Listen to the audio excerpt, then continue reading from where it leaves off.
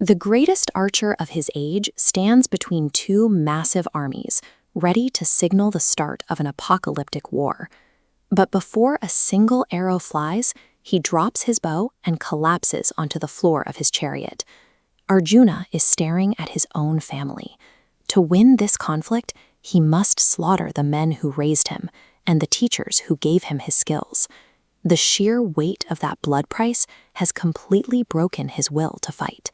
To restart the war, his charioteer, Krishna, delivers a radical philosophical download. The core doctrine of the Bhagavad Gita dictates a warrior must execute their duty with total emotional detachment from the outcome or the people involved. This visualization illustrates Krishna's logic. The eternal soul cycles through temporary physical bodies, shedding worn-out layers.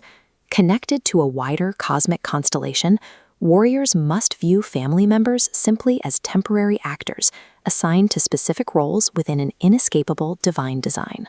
In a vacuum, this theory of absolute detachment solves the moral equation. The real test, however, is whether a human mind can maintain that mathematical purity when looking into the eyes of its own flesh and blood. This tactical map shows what happens when that theory meets the reality of day one. The Pandava army advances using the spear-like Vajra formation, colliding directly with the Kauravas' multi-directional Sarvatobhadra defense. Right where these formations clash, the theory fails. The supreme commander of the Kaurava forces, the elder Bhishma, finds himself facing down the young Pandava warrior, Abhimanyu. Bhishma ignores the rule of detachment. He lowers his weapons and refuses to strike the boy, bound by a personal vow he made to protect the young warrior's wife. His private history overrides his military duty. Across the field, the breakdown continues. An elder king named Shalya, fighting for the Kauravas through deceit, is forced into a duel with a teenage boy named Uttar. Shalya fulfills his martial duty by striking down the young prince, but the act instantly destroys his morale. He is consumed by the psychological guilt of killing a child he holds no malice toward. When the older generation allows personal affection to dictate their actions, the strategic purity of the conflict vanishes. The war degrades into a messy, guilt-ridden tragedy. This emotional compromise continues into day two. The mighty warrior Karna sits on the sidelines, watching his young son Vrishasen fight brilliantly on the front lines. Karna confesses to Krishna that while he can endure 1,000 arrows piercing his own skin, the thought of his son taking a lethal blow paralyzes him. His courage is limited by his attachment. Because the physical combat is bottlenecked by these emotional hesitations, the Pandavas realized they must change tactics. On day two, they escalate to psychological warfare.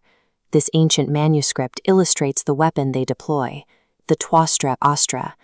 It is a projectile designed specifically to exploit and break the human mind. The Astra triggers a terrifying mass hallucination, causing the Kaurava soldiers to perceive their closest allies as enemies. Driven by pure terror, they begin to slaughter their own ranks. With the elder commanders immobilized by their own histories, the burden of the breakthrough falls to the youth.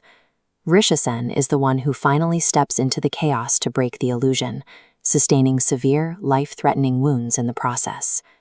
While the fathers were paralyzed by their vows and their fears, it was the unburdened youth who were forced to pay the physical price to keep the war moving.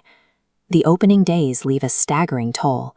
Thousands are dead, young Uttar is buried, and Vrishasen is critically wounded. They are paying for the unresolved rivalries and emotional baggage of the generation above them.